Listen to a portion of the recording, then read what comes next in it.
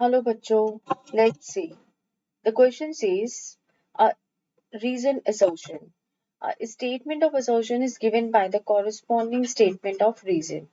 Mark the correct answer. Both assertion and reason are true and reason is the correct explanation of assertion. Both assertion and reason are true but reason is not the correct explanation of assertion. Assertion is true but reason is false. Assertion is false but reason is true. अब यहाँ पे assertion हमारे पास है sodium is an element of group 1 of the modern periodic table and reason है all the elements of group 1 of the modern periodic table contain two electrons in their outermost shell.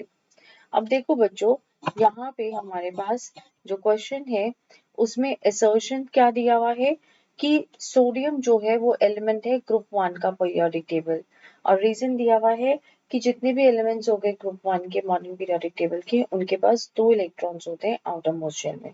तो इस type के question जो periodic table वाले जो questions होते हैं उनका कॉन्सेप्ट एक ही होता है that you should be familiar with the periodic table. आपके जितने भी एलिमेंट्स हैं up to 20 according to our grade हमें उनकी पोजीशंस पता होनी चाहिए।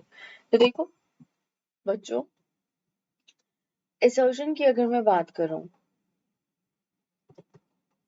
तो मेरा ये पीरियोडिक टेबल है, ठीक है, ये मेरा ग्रुप 1 है। ग्रुप 1 के अंदर मेरे पास क्या है, हाइड्रोजन यहाँ पे, फिर lithium, sodium, potassium, rubidium and caesium ये है। तो सोडियम मेरा क्या है, ग्रुप 1 में है। So this is the correct statement.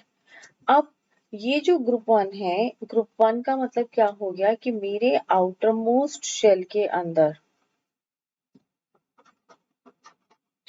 It contains 1 electron only. But हमें क्वेश्चन में क्या दे रखा है कि जितने भी ग्रुप 1 के एलिमेंट्स हैं मॉडर्न पीरियोडिक टेबल के अंदर उनके पास 2 इलेक्ट्रॉन्स होते हैं। तो ये जो 2 इलेक्ट्रॉन्स होते हैं ये होते हैं प्रेजेंट इन द ग्रुप 2।